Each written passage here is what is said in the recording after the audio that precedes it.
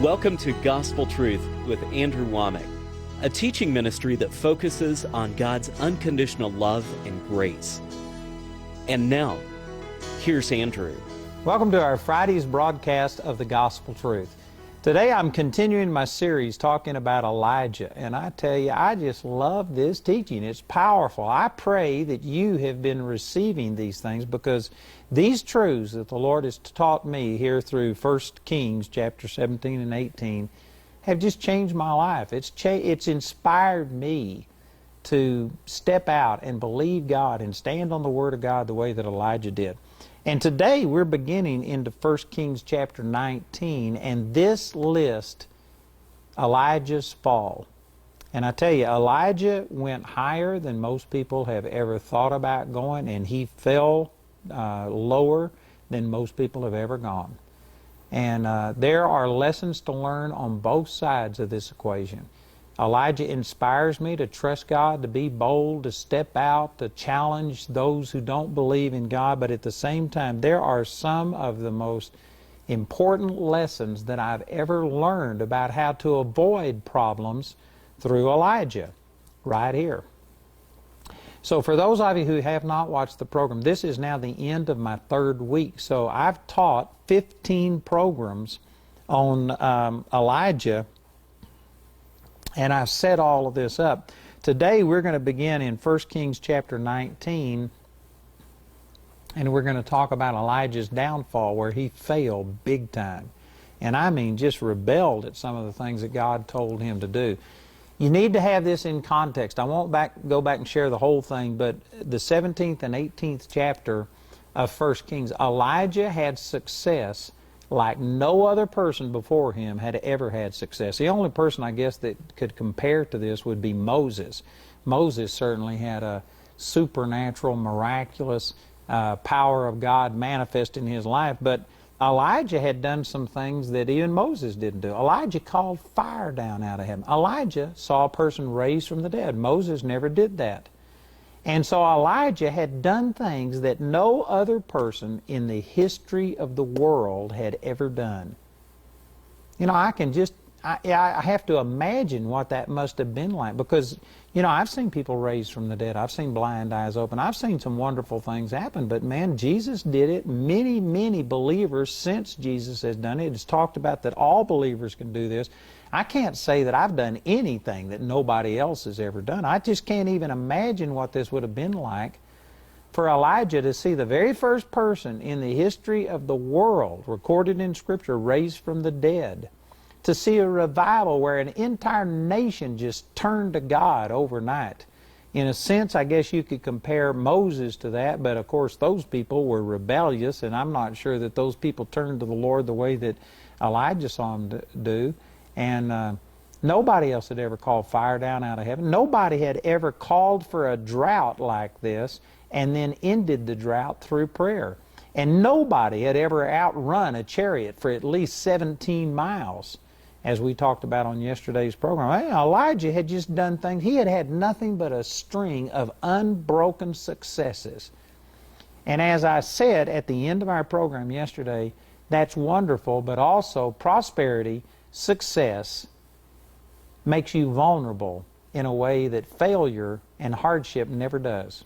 I believe that more people have been destroyed by success than has ever been destroyed by hardship and problems. And I know that that's not popular, that's not the way that most people look at it, and so many of you might reject that just because it's not kind of a mainstream opinion, but I believe that you can see that. And that's exactly what happened to Elijah right here. After all of these great successes, after doing things that nobody in the history of the world had ever done, then the 19th chapter of 1 Kings starts, and Elijah just, hits a brick wall. He fails as badly as he succeeded on the other side. In 1 Kings chapter 19, verse 1, it says, "And Ahab told Jezebel all that Elijah had done, and withal how he had slain all the prophets with the sword. Then Jezebel sent a messenger unto Elijah, saying, So let the gods do to me, and more also, if I make not thy life as the life of one of them by tomorrow about this time."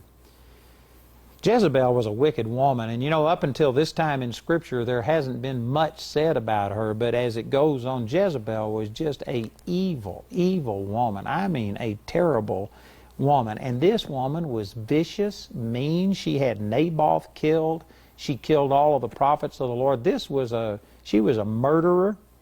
She was an evil woman, and I don't doubt that Jezebel wanted Elijah dead. But it says that she sent a messenger with a note telling Elijah what was going to happen. If you really wanted to kill somebody, you wouldn't send a messenger with a note. You'd send a soldier with a sword, and you'd kill him. In the previous verses up here, the people, when they saw the fire of God fall, the entire nation fell on their face and said, "The Lord, He is the God. The Lord, He is the God." And you can see this in our modern day, that even tyrants, even people who are dictators and oppressive, when the public opinion turns against them, it limits what they can do. They cannot just rule completely independent of the people's opinion. We see this happening in Syria, in Iran, in Egypt today. In the past, we've seen so many things where, the Soviet Union, when it kind of fell apart and all of these people that used to be a part of the Soviet bloc gained independence, it wasn't really what they wanted, but once the people just rose up, they couldn't stop it. I was in Berlin just a few months before the Berlin Wall came down. And I actually was taken to a real remote section of the wall where there weren't any houses around, and the people said you could actually stand on the wall in this place. And so I went and I stood on top of that Berlin Wall, and I mean within 60 seconds there was a soldier on a motorcycle with a gun yelling at me and pointing his rifle at me. Man, I got off that wall in a hurry. It was intimidating. There isn't a person, I don't think, in Germany that thought that wall was going to fall down. But all of a sudden, these people just rose up, and the people started flooding through the gates and stuff, and before you know it, they were tearing chunks of the wall down, and it happened because the public opinion turned against it. So I'm saying all of this to say that I don't doubt that Jezebel wanted Elijah dead. She was expressing in this note what she wanted to do, but she couldn't do it. The public opinion had turned against them. The entire nation had turned towards God. They had seen the fire of God fall, and if Jezebel would have killed Elijah as she wanted to do, I guarantee you they would have been in full-fledged revolt. It would have been a civil war. She would have been overcome. You can see this with Louis XIV, I think it was, and Marie Antoinette, and when the people rose up, they overthrew them and killed them, executed them. You can oppress the people for a while, but once, public opinion turns against you, it doesn't matter if you're a dictator, if you're a tyrant, who you are limited by what the people will allow you to do. And so I'm saying that Jezebel wanted Elijah dead, but she couldn't do it, or she would have just killed him. You don't send a note to a person that you're wanting to kill. You send a note to a person trying to intimidate them and antagonize them and terrorize them, but you don't do it. If you want to kill them, you just kill them. So I'm saying all of this to say that Jezebel was trying to intimidate Elijah.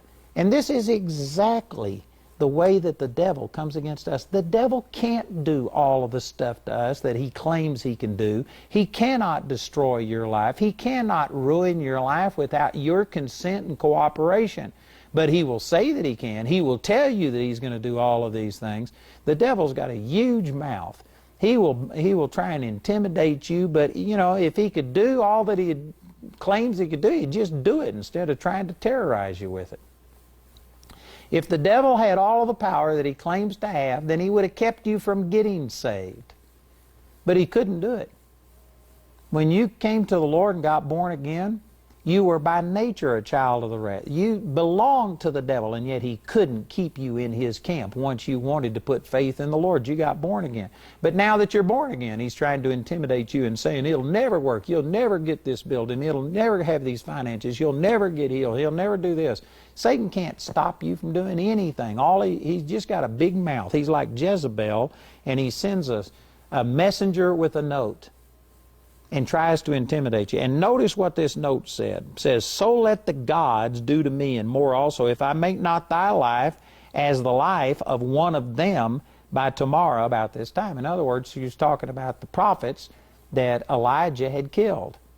And it says in verse 3, look at this, and when he saw that, he arose and went for his life and came to Beersheba, which belongeth to Judah, and left his servant there. When he saw what? She says, so let the gods do to me, and more also, if I make not your life like the life of one of them by this time tomorrow. Now again, I referred to this earlier, but after Elijah had won this confrontation with the prophets, he brought them down to the brook that ran at the bottom of Mount Carmel, and he killed 850 prophets of Baal and prophets of the grove. 850 men, and it says he killed it. You know, I know that this is graphic, and most of us don't like thinking about this, but you need to imagine if you were to kill 850 people by yourself, imagine what that scene would look like. Imagine the bodies just strewn everywhere, and imagine what you would look like if you had killed 850 people. Elijah is bound to have been totally soaked in blood. His sword, his hands were totally covered. He's bound to have, just seen terrible carnage. And he had that graphic image in his mind. Here he is 24 hours later, less than 24 hours later, and a woman says, I'm going to make your life like one of them. And when he saw that, you know what? He saw himself mutilated and killed the way that he had killed these prophets of Baal. And he saw that. And once you see yourself failing, once you see yourself like this, as a man thinks in his heart, so is he. You know, it's not random thoughts that come. It's not just like you could have a thought that, well, I could believe God and prosper. That's a thought, but do you see yourself prosperous, or do you see yourself failing? It's how you see yourself on the inside that determines how things will go on the outside. And Elijah saw himself dead. Now think about this. Elijah had stood up to the king, and he boldly walked up to the king and prophesied when it could have cost him his life. He told Ahab, you do this, and you gather the people together. He challenged the prophets of Baal, and he did all of these things. He was bold against the armies, against the king, against all of the prophets of Baal, against the entire population of Israel. But here's a woman with a note, and he runs.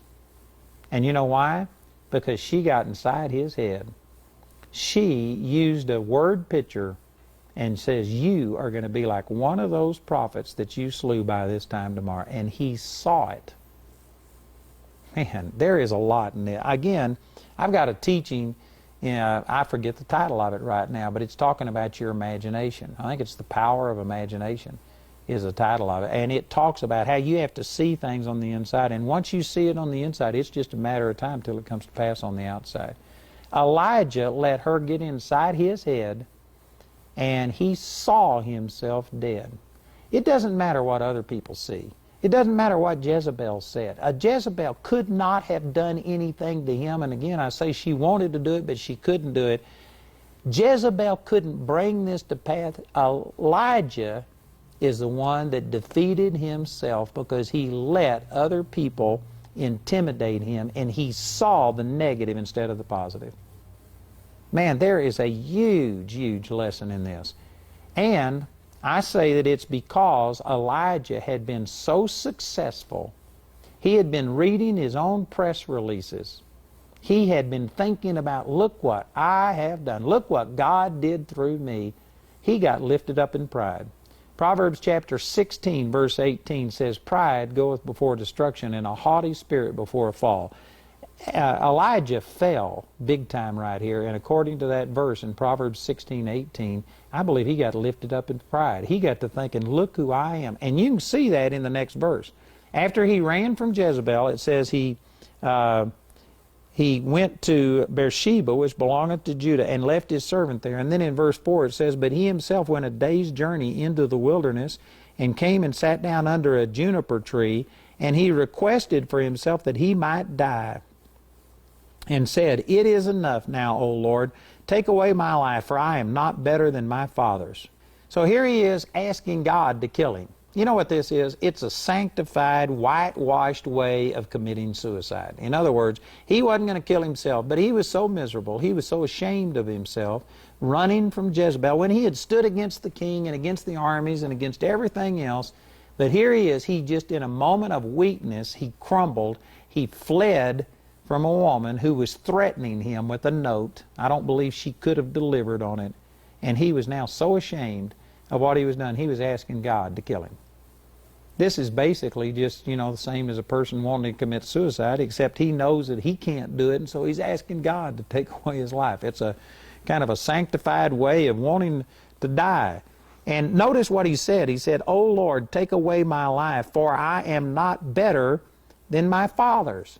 Did you know the truth is, he had never been better than his fathers. When he raised the widow's son from the dead, he wasn't better than other people. When he called for the drought, he wasn't better than other people. When he had the ravens feed him and sustain him by the brook Cherith, he wasn't better than other people. When he called fire down out of heaven, he wasn't better than anybody else. When he killed all the prophets of Baal, he wasn't better than other people. When he called for an end to the drought and the rain, he wasn't better. None of those things happened because he was better than his fathers. This is a super revealing statement, and it's incriminating to him. It shows you why he fell, because he thought for a period of time he was better than his fathers. He thought, nobody has done what I've done. Nobody has called for a drought. Nobody has raised the widow's son from the dead. Nobody has seen the little bit of meal and oil multiply the way I have. Nobody has called fire down out of heaven. Nobody's done these things. He was thinking he was better than other people, and that's the exact reason that he fell. One of the things you've got to guard against is thinking that God uses you because you are better than other people, that somehow or another you're holier. And I tell you, this is what religion teaches. Religion teaches that if God uses you, it's because you're holy, because you must be a powerful man or woman of God. I've told people before that I've seen blind eyes open, deaf ears open, people raised from the dead, and I've had people immediately attack me like, "Who do you think you are? Are you saying that you're better than I am?" I didn't say that. But see, people think that if God uses you, it's because somehow or another you're holier than they are. That's the reason it doesn't work for everybody, because not everybody's as holy as you are. Not everybody is as perfect as you are. That is a totally, totally wrong concept. But that's exactly what Elijah did right here. Elijah got to reading his own press releases. He got to reading his own newsletters, talking about all of his accomplishments, and he thought he was better than other people. And when you take your attention off of the Lord, I guarantee you, you are not any different than anybody else. It's like a person who's flying. And you can sit there and think, man, I'm flying at nearly 600 miles an hour. I'm at 35,000 feet, and I am just awesome. It's not you that's flying. It's that plane that's flying, and it's your position inside of that plane that allows you to fly. If you don't believe it, step outside of the plane and see how well you do flying. Amen. You'll fall like a rock. No, you aren't the one flying. It's that plane, and it's your position inside of that plane that it causes you to do this. And if you ever get to thinking that you can fly, and so you just jump off of a mountain, no, it wasn't you flying. It was that plane. Likewise, it is not me that's doing anything. It's not you that's doing something. It's Christ in us that's the hope of glory. It's like Paul said, I am crucified with Christ. Nevertheless I live, yet not I, but Christ liveth in me. Galatians 2:20. It's Christ in us who does anything good through us. And if you ever get to thinking that, well, God is using me because I am just awesome, I can tell why God chose me. Boy, what a wise choice. God, you are so blessed to have me on your team. You are so blessed to have me on your side. The moment you think that, you have just operated in pride. You've taken the glory for yourself, and I guarantee you, you have just made yourself vulnerable to the devil. I believe that this statement right here reveals why Elijah failed so badly. And it was because he had thought he was better than his fathers. He thought, I have done things nobody else has done. He thought he was something else. And the moment you move from your faith and dependency upon God to where you are now able to do it on your own. It's just a matter of time till you crash and burn. Just like stepping out of a plane. It was not you flying, it was that plane. The moment you step outside of your dependency and your acknowledgement that it's God, any good thing on the inside of you is God. And the moment you get to start taking credit for things on your own, you are headed for disaster. I tell you, God is speaking through me to some people right now. There are many of you watching this program that maybe you've believed God and things have gone good and God has blessed you and you got a good family and you got a good business or you got a good church or a good ministry, and you are tempted to just think, man, look who I am. Look what I have done. The moment you do that, you're going to crash and burn. The moment you step outside of your dependence upon God and you get to dependent upon yourself, you're going to fail. And it doesn't matter who you are. It doesn't matter what your natural talents and ability are, how beautiful you are, how talented you are, or whatever. If you are depending upon yourself, the arm of flesh is going to fail you. You will crash and burn. And here is Elijah, a man who did things that none of us have ever done. Certainly not for the first time. We weren't the ones who broke the barrier. Elijah was a successful man, had seen awesome things happen, but he got to thinking he was better than other people, and the moment he did, he quit depending upon the Lord, and he began to sink. It's just like Peter that walked on the water in Matthew the 17th chapter. As long as he kept his eyes on Jesus, as long as he was totally God-dependent, he was able to walk on water. That's a miracle. Nobody else ever did that. Just Jesus and Peter. I mean, it was an absolute miracle. There was 11 guys back in the boat who didn't get out. They didn't trust him. But Peter trusted Jesus, got out and walked on the water. And it says that when he took his eyes off of Jesus and saw the wind and the waves, he was afraid and began to sink. And he called out to Jesus, and it says Jesus reached out his hand and picked him up. Now, if you study this closely, Jesus didn't run and pick him up. He reached out his hand. What that implies to me is that Peter was nearly at his goal. Peter, when he first got out of that boat and he realized, man, I've got to have a miracle or I'm going to drown, he kept his attention focused on Jesus because he realized the crisis situation that he was in. But when he was just about to his goal, after he had nearly covered the distance, he was within just distance so that Jesus could reach out his hand. Then he took his eyes off of Jesus, and that's when he began to sink. It's the same with us. As long as you are in a crisis situation, as long as you know God's got to come through or I'm dead right now, it's easy to seek God.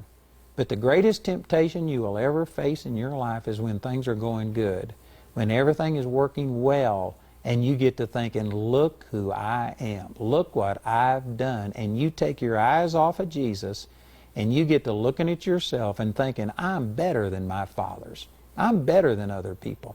Man, look what I'm doing. It's just a matter of time till you crash and burn. Boy, those are powerful lessons, and it's much, much better to learn this at Elijah's expense than you to learn it firsthand. You know, I've got a lot more to share. I'm just now getting into some really powerful things, but we're out of time. I'm going to have to continue this on our programs next week.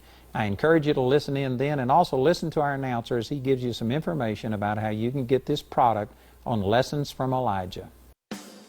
Andrew's complete teaching titled Lessons from Elijah is available in a brand new book for £9. It's also available in a brand new companion study guide that's perfect for home groups, Sunday schools, and for individual study. Not only is the entire teaching included in the study guide, you can also print off as many copies as you like when you download the PDF files from the included data CD. This valuable resource is available for £17.50. Lessons from Elijah is also available on either CD or DVD as seen on TV for £16. Or you can get these products as part of the Lessons from Elijah package. The package includes the new book, the new study guide, and your choice of either the CD or the DVD. This entire package has a catalog value of £42.50, but today you can get it for £26. Go to awme.net and look under What's on TV to see the options. The fourth audio teaching in today's series is titled Elijah's Downfall. It's available for £3 when you write or call, but if you're simply unable to afford it, Andrew and his partners will provide this fourth CD free of charge. You can use your credit card to order resources through our website at awme.net.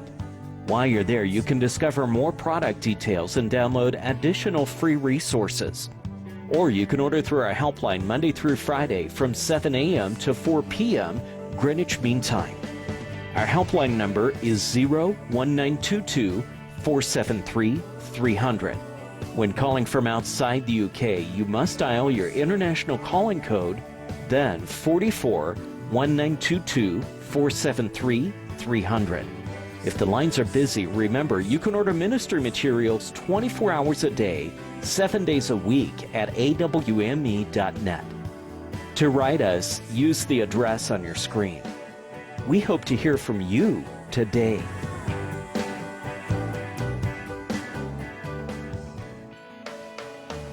We'd like to point out Andrew's upcoming speaking schedule. Mark your calendars to come meet Andrew at one of these events. In the month of October, he'll be in Victor Harbor, South Australia, Melbourne, Victoria, Australia, and in Carrara, Gold Coast, Queensland, Australia. In November, he'll be in Shreveport, Louisiana, Dallas, Texas, and in Fort Worth, Texas. And in January, he'll be in Phoenix, Arizona, and in Woodland Park, Colorado. For more details on Andrew's next meeting in your area, visit our website at awme.net.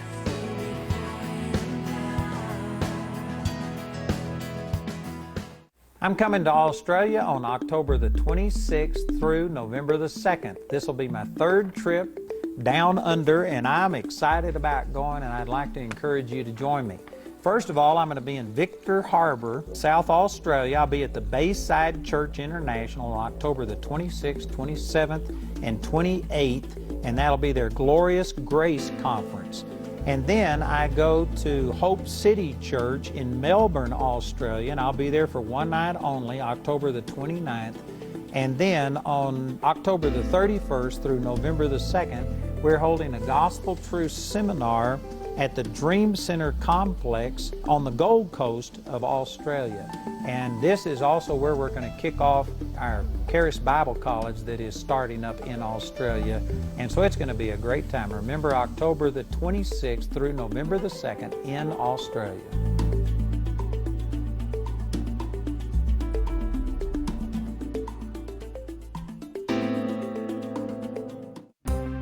Are you a world changer? Charis Bible College has extension schools around the world. The same truth that sets you free at our school in England will also set you free in Belfast, St. Petersburg, Amsterdam, Kampala, Chennai, and South Africa. Go to awme.net or call our phone center and ask for a complete list of Charis Bible College locations near you. Change your life. Change the world.